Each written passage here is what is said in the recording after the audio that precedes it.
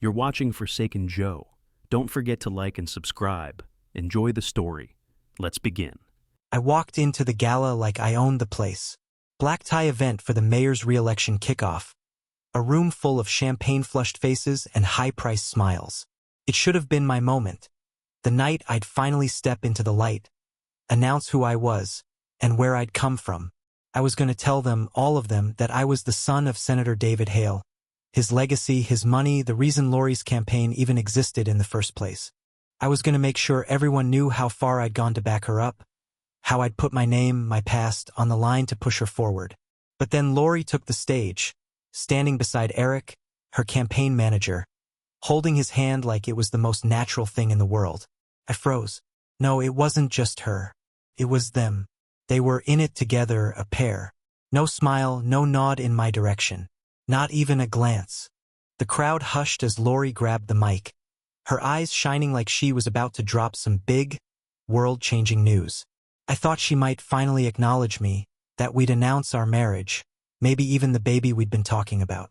Instead, she smiled wider than I'd ever seen her smile, like everything was perfectly in place, and then said, "No," shouted. "I'm running for state senate, and I'm thrilled to share this new chapter with the father of my child, Eric Marks." I swear I could hear the blood drain from my head. My knees were locked in place, the applause around me a dull, muffled sound as I stood there, completely exposed. The cameras clicked, capturing every ounce of my humiliation. The room buzzed, but I didn't hear any of it. Couldn't. Eric looked at me, smug, a thin line between his lips that might have been a grin, or maybe a warning. Lori, though, didn't even look at me.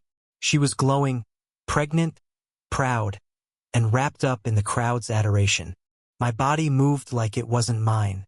I put my hands together, forced a smile. Polite applause. Just like that, my plan, my future, my entire role in this city vanished. I could barely feel the steering wheel under my hands as I drove, my eyes too blurry to focus on much. The car moved on autopilot, the familiar roads back to the estate twisting like a bad memory. My phone buzzed over and over again. Reporters, friends, even volunteers from the campaign, all asking the same thing. What happened? I didn't answer any of them. What was there to say? I didn't know if I was more angry or embarrassed or just plain numb. I kept my foot on the gas, the dark streets wrapping around me like a blanket. The estate was quiet when I pulled into the driveway, just the hum of crickets in the trees and the low creak of the old colonial house settling. Technically, it wasn't even mine anymore, not really. Lori had moved in when we got married, even though the deed was still in my name. She'd made sure it was her house, even when I'd done everything I could to make it feel like home for us. Inside, I dropped my coat on the couch and went straight for the whiskey. I didn't even bother with a glass. I poured it straight from the bottle, the burn of the alcohol doing little to numb the taste of betrayal still sitting in the back of my throat. The dog, Clyde, a scrappy mutt I'd adopted after I'd moved in with Lori, came padding over to me, tail low and ears back. He sat by my feet, looked up at me like he was trying to figure out why I was still standing there. Frozen. I sank down onto the couch, and Clyde curled up at my feet, his warmth a small comfort. The sound of the ice cubes clinking against the glass, the silence of the house. It all felt like the final end of something I had spent 6 years building. 6 years. 6 years of ghostwriting speeches, drafting policies, managing her finances from behind the curtain. I'd given her every part of me, every skill, every connection, every ounce of energy. I'd made her who she was, and this is how she repaid me. It was so damn obvious now. She'd never needed me the way I'd needed her. She'd needed the power, the stage, the image, and I'd been nothing more than the guy pulling the strings in the shadows, making it all happen. All that time I thought I was helping her rise. Hell, I was the one holding her up while she climbed over me, and I was too blind to see it. Then, just as I was starting to get my head around all that, the sound of the front door opening broke through the haze of my thoughts. Lori and Eric, laughing, drunk, and too damn loud, their voices echoing through the foyer like they hadn't just shattered everything I'd ever built for her. I stayed where I was, my fingers tightening around the glass in my hand. Lori appeared in the doorway, her cheeks flushed and her eyes sparkling like she was out for a fun night, like everything wasn't just torn apart. "Hey," she said, her voice too sweet, too light. "You're still up?" "Yeah," I muttered, not moving, not looking at her. I wasn't sure what I wanted more, to break something or to disappear. She grinned, like everything was fine. "Eric's staying here for a while," she announced, stepping inside like she was already rearranging my life. "He needs the master bedroom for now." My mouth went dry. "What?" She waved a hand, as if it was nothing. "Yeah, I mean, we'll need some space and, well, we're a family now, right?" Felt like a slap. Family? We were a family, too. Or I thought we were. Eric walked into the room behind her, already kicking off his shoes and laughing under his breath. He looked at me, that stupid smug smile still glued to his face. "Thanks for being so mature about all this, man," he said, his tone full of fake politeness. Mature? The word tasted like poison on my tongue. "Yeah," Lori added, not missing a beat. "It's all a little complicated, but we're gonna work through it. Eric's just staying here for a while. Okay? We'll figure it all out." I nodded, though I wanted to do anything, but it didn't matter. Words were useless now. Everything was a game to them, but to me, this was my life, my house, my future that just got wiped out like chalk on a blackboard. Eric took a seat at the bar, still laughing, still acting like nothing was wrong. Lori walked past me without saying another word, heading upstairs. I didn't watch them go. Instead, I downed what was left in the glass, the burn sharp and cold, like the reality of the night. There was no apology, no remorse, just an assumption that I'd fall in line. I didn't want to say anything else. Didn't need to. The door at the top of the stairs clicked shut, and the house fell silent again. But this time it was different. I wasn't just the guy pulling strings from behind the curtain anymore. This time I was something else entirely. I wasn't sure what yet, but I'd figure it out. The next morning I woke up in the guest room, alone, of course. The quiet of the house felt strange, like a piece of me had been cut out, leaving nothing but empty space. The walls seemed to close in on me as I dressed, the weight of everything pressing down. I knew what I had to do. City Hall was quiet too when I arrived, but the tension hung thick in the air. Everyone was whispering. I could feel their eyes on me. They all knew what had happened the night before. Everyone knew, but I wasn't there to explain myself. I was there to finish this. I pushed through the double doors of the campaign office and found them. Lori and Eric were in her office, sitting close, too close. Their voices, high-pitched and light, echoed down the hallway. Laughter, like some bad sitcom.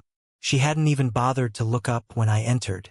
I stood there for a second, leaning against the doorframe, my hands in my pockets. "Morning," I said, calm, too calm. "Got a minute?" Lori glanced up, and for a split second, I saw the mask crack, but it was gone as quickly as it came. She smiled, cool and collected, like we hadn't just had the worst night of our lives. "Hey, babe," she said, sounding like it was a normal day. "Eric and I were just talking. We've made some changes around here." She looked at Eric like he was the sun, the center of her world now. Eric gave me a lazy grin. "We've restructured. Real exciting stuff. Big things ahead." "Right?" I said, trying to keep my voice steady. Lori straightened in her chair, brushing a lock of hair behind her ear.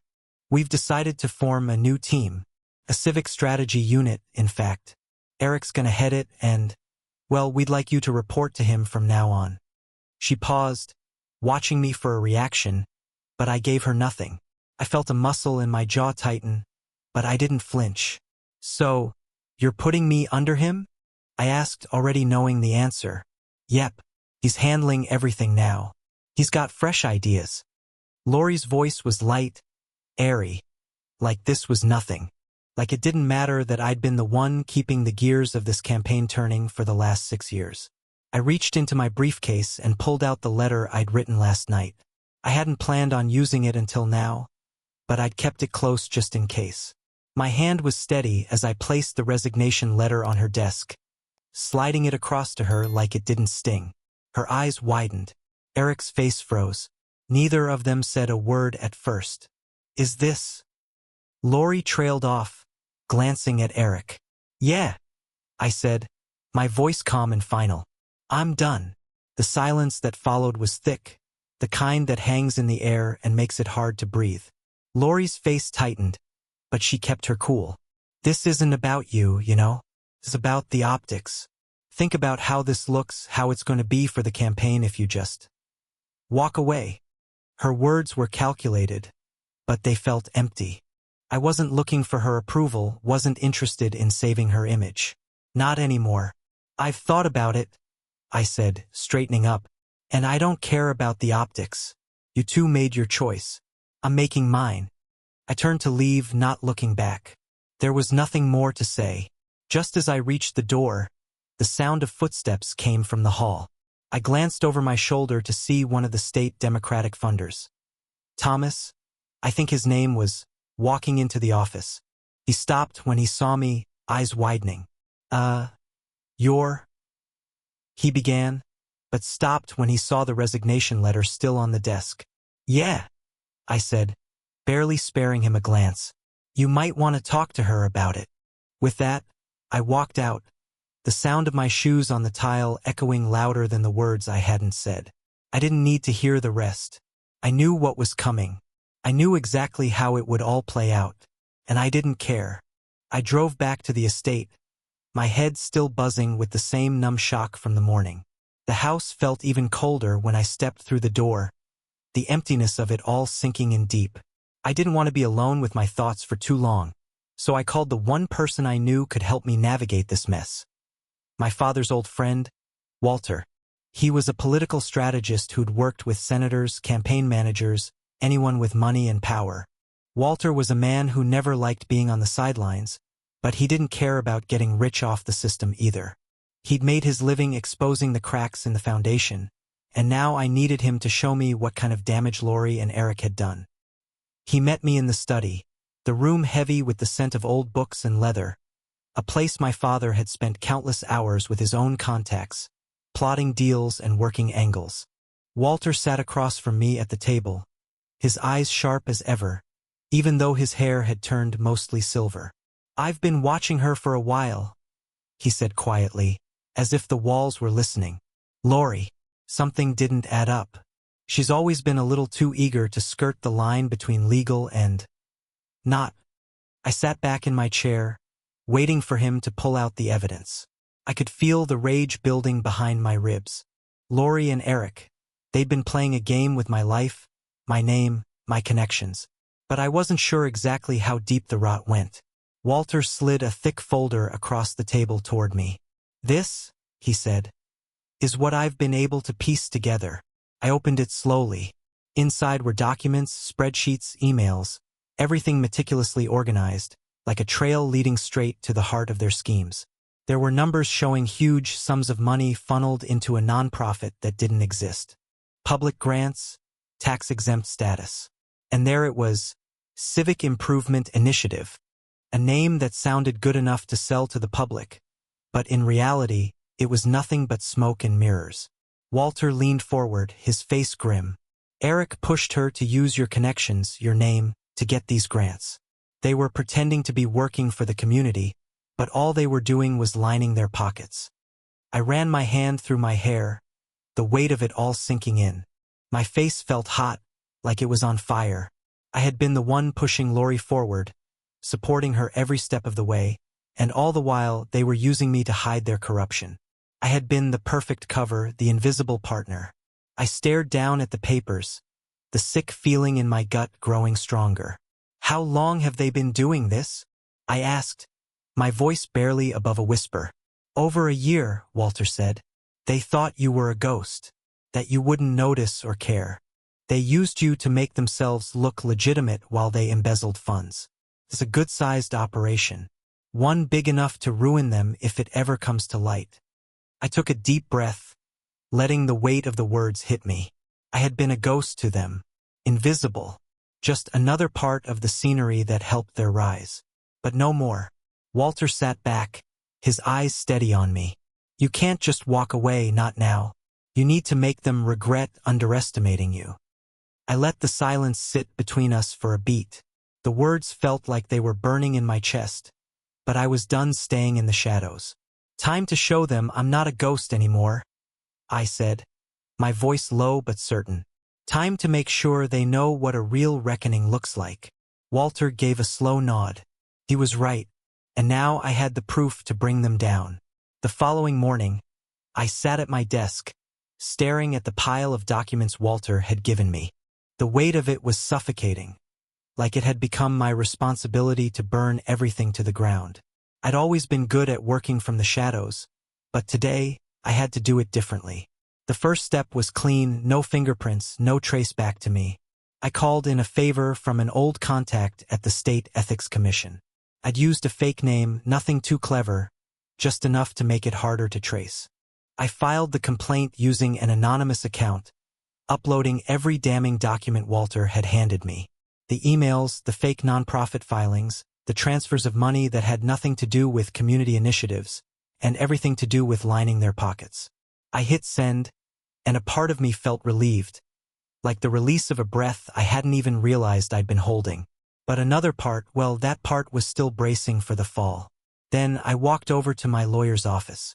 I didn't have time to waste. I needed out of everything connected to Lori, connected to the campaign, connected to the mess I'd spent years helping to build. We went through everything: assets, bank accounts, joint holdings. Every tie to Lori that I'd ever agreed to. You want to untangle your name from her financially? He asked, his voice calm, but I could see the hint of understanding in his eyes. This wasn't just about business. This was personal. Everything, I said. Now. He nodded. It'll take a couple of days, but it can be done. I'll draw up the papers for the divorce too, just in case. You sure you want to go through with it all?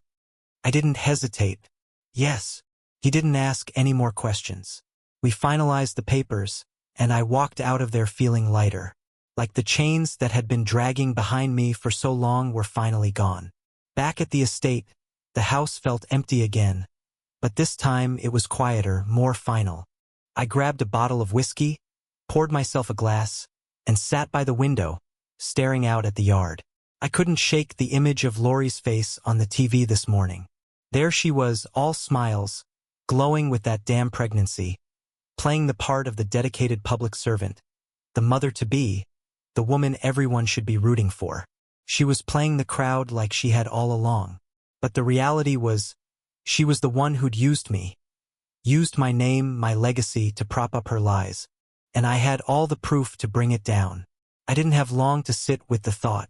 My phone buzzed, then lit up with a dozen messages from reporters, campaign staff, even old friends, all asking about the complaint that had just been filed. I didn't answer any of them. The silence felt more powerful than anything I could say. Lori's name flashed on my phone.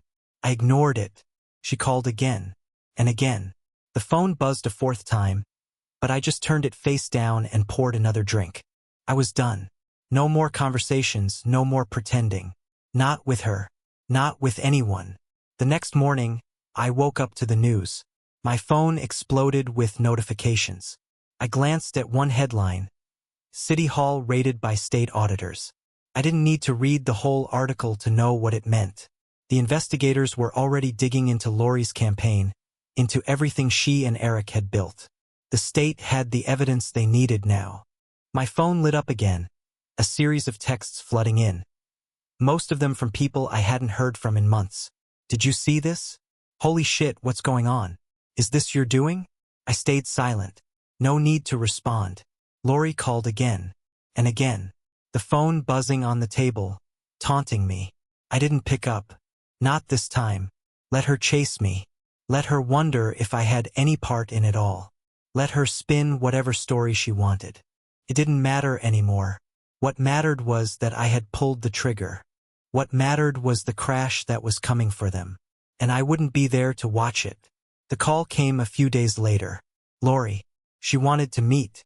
I didn't have to think about it, what for, why now, it was obvious. She wanted to smooth things over, make some kind of peace between us. I wasn't interested, but I agreed to meet her anyway. She chose the park near the courthouse. I think she thought it would make things feel neutral, like we weren't walking into some battlefield.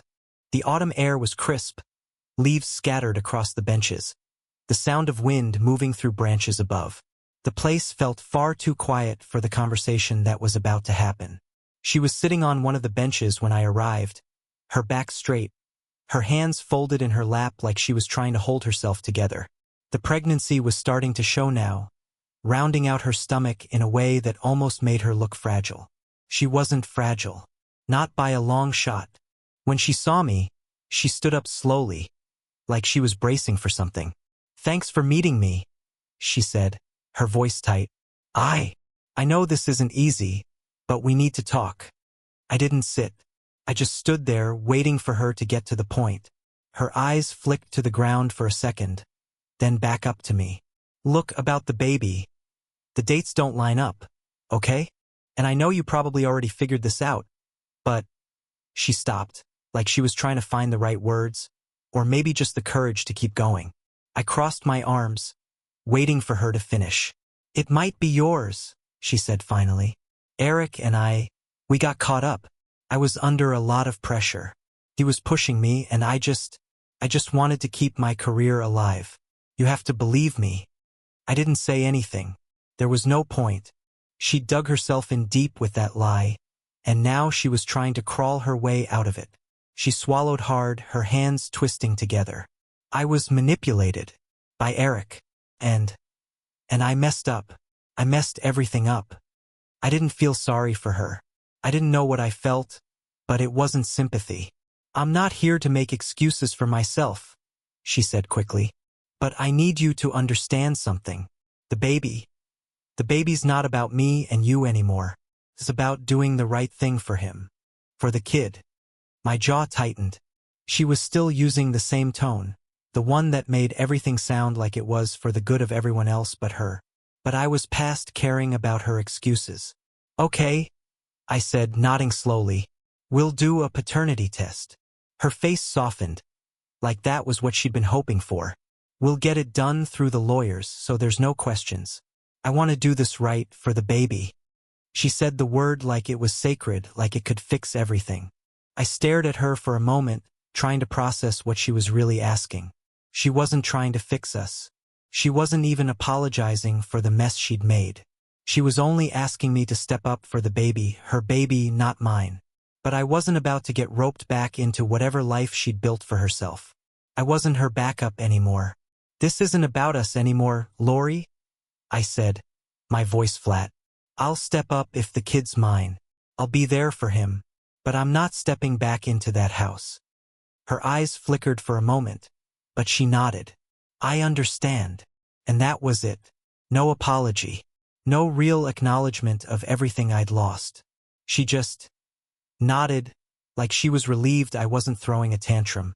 The lawyers set everything up. It wasn't quick, but it didn't take too long either. The paternity test results came back a week later. I opened the envelope slowly, my hands steady, though my heart was pounding. I already knew the answer, or at least I thought I did. When I saw the words positive, "You are the father," I wasn't surprised. It didn't matter that the baby was mine. What mattered was everything that led up to this. The lies, the manipulation, the constant need for control. And Lori, she was never going to change. But this baby, he was innocent in all of it. And I'd do right by him. But that didn't mean I was going back to her. Not now, not ever. A few days after the test results came in, the news broke. The state charges were announced. Lori and Eric had been indicted for campaign finance fraud. It felt like the earth shifted under my feet. But the truth was, I was already numb to it all. I'd been bracing for something like this to happen, even if I hadn't been the one to drop the bomb. The press releases came in fast, one after another, outlining every crime they'd committed. Eric was the first to fall. He was arrested outside a cafe, a perfect image for the local news, the smug campaign manager getting cuffed like a common criminal. The cameras caught it all. The flashes, the chaos of people swarming the sidewalk, the reporters shouting questions. Eric was led away in handcuffs, his face twisted with disbelief, as if he couldn't quite grasp that it was all over. I don't think he ever believed anyone would turn on him. Lori, though, held out longer than I expected. The mayor's office issued a statement saying she was cooperating fully with authorities. The press turned their attention to her, chasing every word, every gesture like vultures on a carcass. She kept her cool, but I could see the cracks forming. The hometown heroine, the one everyone had adored, was crumbling in front of their eyes. And then the deal. The prosecution offered her a plea bargain. Testify against Eric, give up what she knew about the embezzlement, and they'd go easier on her. She accepted, of course. There was no way she wouldn't. She was always about saving herself, no matter the cost. Her image, the one she'd carefully crafted over the years, the image of the hardworking, loving wife and mother, shattered overnight. I could practically hear the whispers from every corner of the town. The campaign volunteers started resigning in droves. Former supporters who once sang her praises started backing away, like they'd been burned by the same fire. People who had once called me the other guy now looked at me with pity, as if I'd been dragged down with her. I didn't pick up the phone when reporters called. I didn't make any statements. I stayed quiet, letting the media swirl around her. The more I watched, the more I realized I didn't need to say anything. She was doing all the talking for me. The local Democratic Party cut ties with her. Her campaign, once a rising star, fell apart in front of everyone. I saw the looks from people who had supported her when we were together. Some guilty, some relieved. I wasn't sure which was worse. The court dates came and went. Lori didn't face immediate jail time, but the sentence was still a blow to her career, and to her. 2 years of house arrest to be served after the baby was born. She was still allowed to be the perfect mother, but this time it was for the cameras. I thought about that a lot.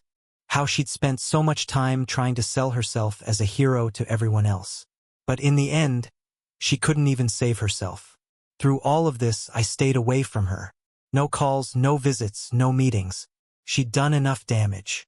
I didn't need to be part of her cleanup crew. But there was still the matter of the baby. I knew she'd need help when the time came, and I wasn't going to walk away from my responsibility as a father. But that didn't mean I was going back to her. Not after everything. I stayed in the background, quietly focusing on my own life now. My name might have been tarnished for a while, but I was done being a part of her lie. I was done pretending to be someone I wasn't. I was going to be there for the kid, but I'd make sure Lori knew that was the only thing between us now. The rest? That was her mess to clean up. The wreckage of Lori's fall didn't just leave me with a sense of relief. It left me empty, like I'd spent years climbing a mountain only to watch it crumble beneath my feet. I didn't want to leave things like this. I couldn't, no matter how much I wanted to disappear and forget it all. I knew something had to change, but it wasn't about getting revenge or trying to fix the past. I had to make something real, something that mattered. That's when I started Harbor Civic. It wasn't much at first. A handful of volunteers, some old colleagues who still believed in the system. We met in a dimly lit basement of a community center. The kind of place that felt too small for the ideas we were trying to nurture. But it was a start. We didn't have money or connections, just a shared frustration with the way things had been run for so long. The goal was simple transparency. Political training for young people who wanted to be part of the solution instead of part of the problem. A new generation with the guts to take on the mess that had been created by the old guard. First, it was hard. I was still carrying the weight of my name, the same one that had once been tied to corruption and lies. But as we started to build momentum, people began to show up. Educators, small business owners, even some of the rival politicians who had once been too scared to speak up. They were tired of the same old game.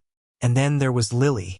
She was one, her little face lighting up every time I walked into the room. I brought her to the meetings. Her toys scattered across the floor as we planned and strategized. She wasn't just a reminder of what I had lost. She was the reason I kept going. Every time I looked at her, I saw something worth fighting for.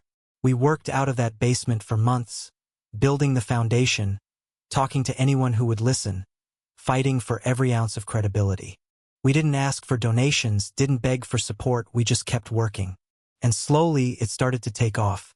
The town started noticing. People who had once turned their backs on me were now standing alongside me, eager to be part of something that actually meant something. The first policy I drafted was a public budget tracker. Nothing fancy, just a tool to show where every cent of the town's funds went. It wasn't revolutionary, but it was a start. It was the kind of thing that could keep the politicians honest. It was the kind of thing that could stop people like Lori and Eric from ever having a chance to do what they did again. I took it to the town council, not knowing what to expect. But when it came time for the vote, the room was full of people I hadn't expected. Small business owners, educators, even a few old rivals. The vote passed unanimously. No fight, no backlash. It felt like a shift, a quiet one, but enough to make me believe that we were doing something right. That night, as I held Lily in my arms, I realized something. The real victory wasn't just in the policy passing. It was in the fact that we had created something that didn't rely on power or manipulation. It was something built on trust, something real. And it was only the beginning. It was a warm evening, the kind of late summer night that made you want to sit outside and let the world slow down. I rocked gently on the porch, Lily nestled in my arms. Her head was against my chest, her soft curls tickling my chin, her little hands clutching the fabric of my shirt. She was almost 2 now, her words coming quicker, her personality bigger than I'd imagined a year ago. "Daddy," she said, looking up at me with wide, serious eyes. "I want to help people like you do." I swallowed, my chest tightening. I smiled down at her, brushing a strand of hair from her face. "You will, sweetheart?" I told her, my voice softer than I intended. "You're already on the right track." The sound of the screen door creaking open caught my attention. My father stepped out, a slow smile spreading across his face as he took in the sight of the two of us. He'd been here more often, especially since Harbor Civic had started growing. We sat there, the 3 of us, the night wrapping around us like a blanket. "You've done something good here, son," my father said, settling into the chair beside me. His voice was deep, still carrying the weight of years in the political trenches. But there was something softer in him now. "Didn't know if I'd ever get here," I replied, glancing over at him. I kept thinking about what it used to be about power, about climbing the damn ladder, but now it's different. Now it's about meaning. He nodded, his eyes turning toward the horizon, like he was seeing the same thing I was. "Used to be about the big names, the backroom deals. But you found a way to fix what was broken. You're a hell of a lot stronger than I ever gave you credit for." We sat in silence for a moment, the kind of silence that wasn't awkward but full of understanding. Lily squirmed in my lap, letting out a happy squeal as she kicked her feet. I pulled her tighter, planting a kiss on her forehead. My father chuckled quietly. "It's funny," I said after a while, still watching Lily as she chattered away about nothing in particular. "When all that stuff went down with Lori and Eric, I thought I'd lost everything. My name, my role, my future.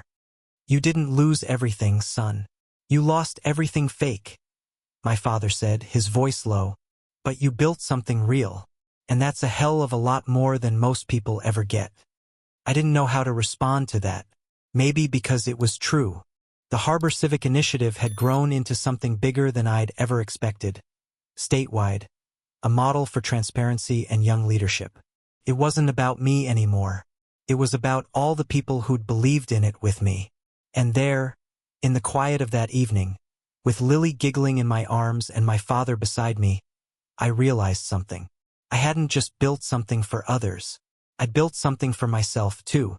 For the first time in a long time, I felt that quiet, complete kind of pride. The kind you can't fake.